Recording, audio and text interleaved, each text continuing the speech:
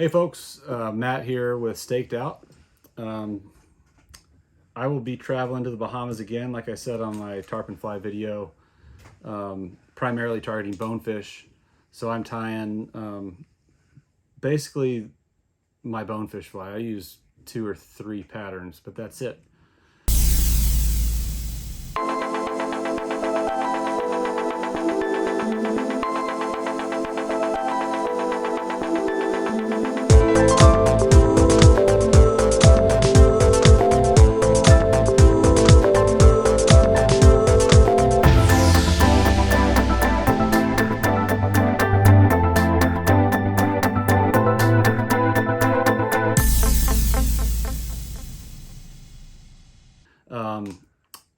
This is called, my buddy Prince calls it the Sweet Island Girl, but it's basically a gotcha and a clouser, if a gotcha and a clouser could have a baby.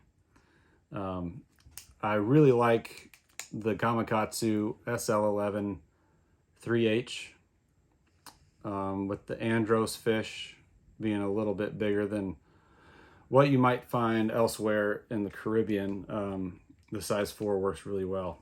I even go down to a size 2 sometimes and never fish smaller than a 6. It seems like a 6 is small enough for those fish to inhale it a little bit too much. So this size 4 is standard.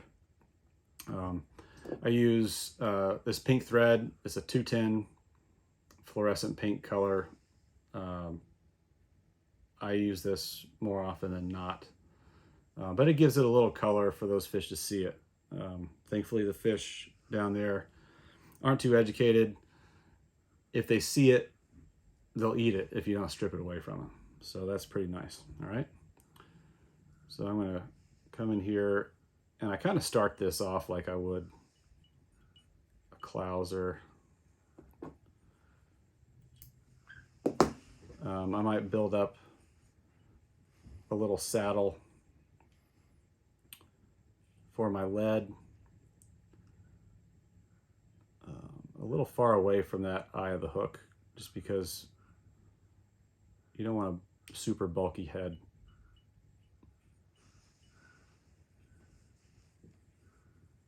Okay, that'll do all right for now. For my eyes, this is a extra small size lead.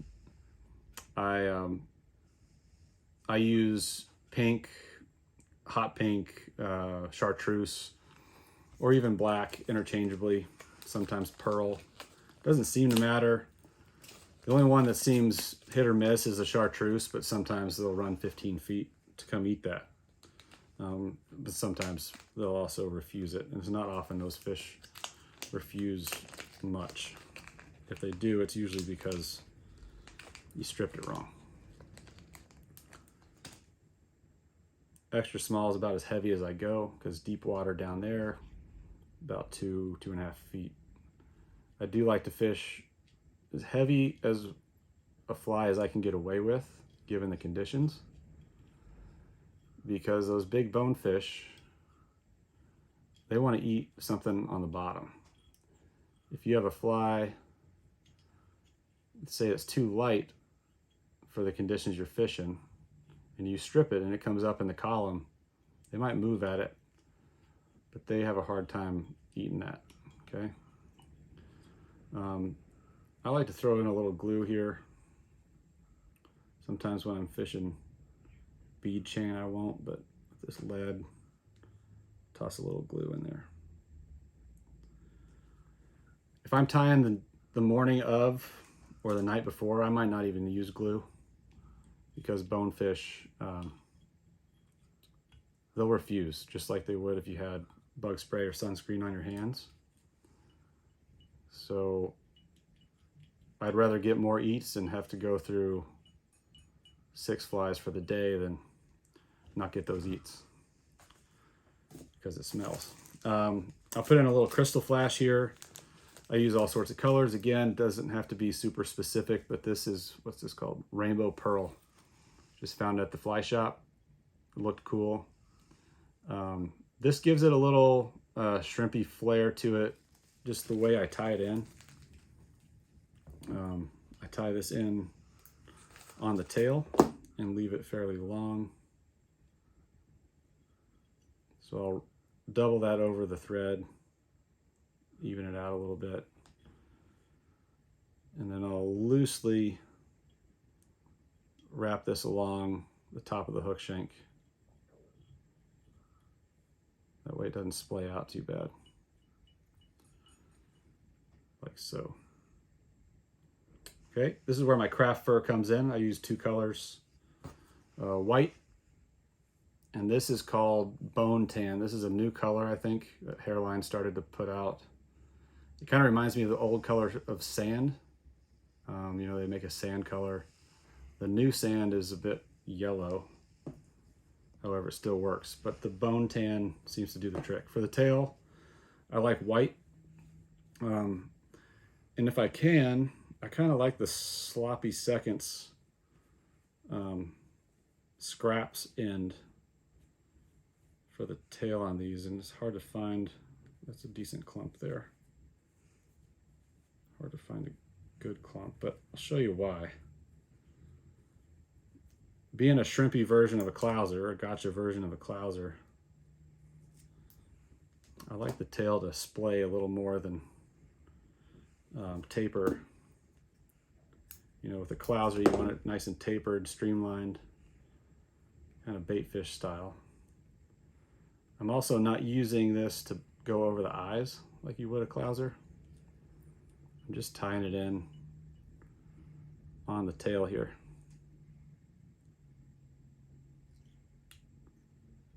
You can see I'm not a real meticulous fly tyer. This is purely utilitarian. I want to be able to tie several flies quickly and have them do their job, right? Okay, so this is where the gotcha flavor comes in. This is a pearl diamond braid. I don't use many other colors. They make a bonefish tan color that's okay. You know, typically people say match the bottom that you're fishing, and we're fishing really light colored mud. So the pearl works really well, probably our most common. I do prefer the flat braid just because of how easy it is to work with and how pretty it looks. But this is all they had at the shop here locally. So I'll bring this in front of my eyes here.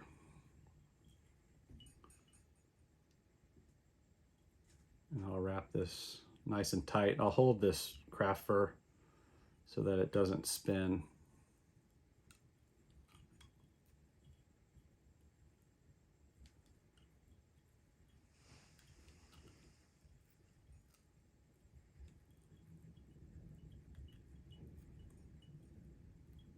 And then I'll do just one little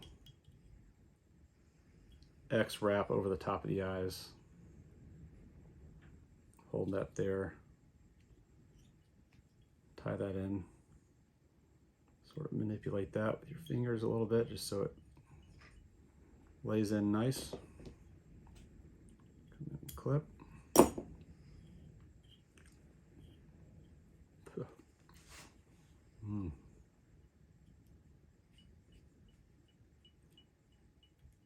Then I'm going to turn this over, finish this out.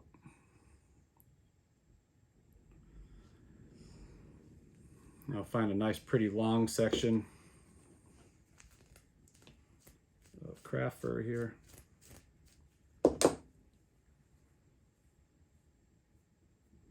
And I like to take as big of a clump as I can without making the head too bulky.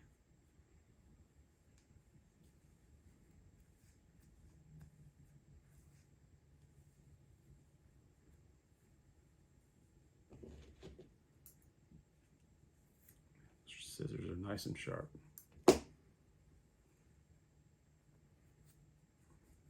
I'll just sort of thin that out with my hands.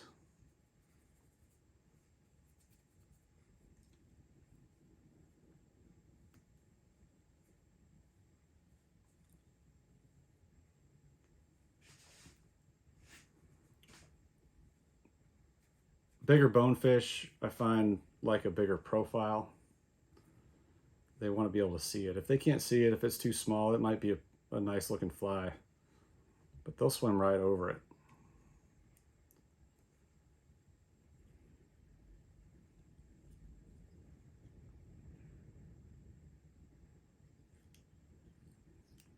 A couple wraps in there, and I like to sort of straighten it out afterwards because craft fur does spin.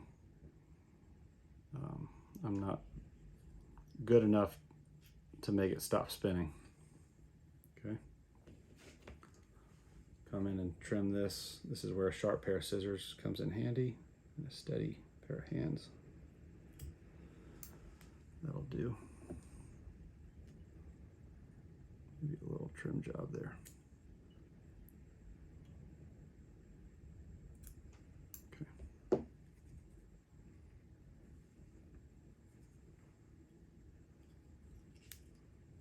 And then I'll start wrapping this forward, laying that down for the head.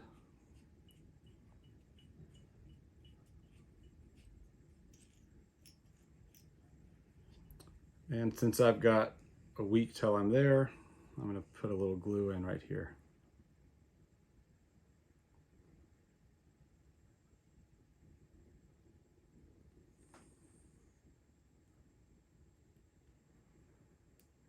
I will debarb all of these. I never use a barb when I'm fishing for bonefish. Science has come out that they have a very high rate of post-release mortality. So I won't even touch them. I use this release tool in conjunction with a barbless hook that you can find on Bonefish Tarpon Trust, or you can even buy it on Bass Pro, I think.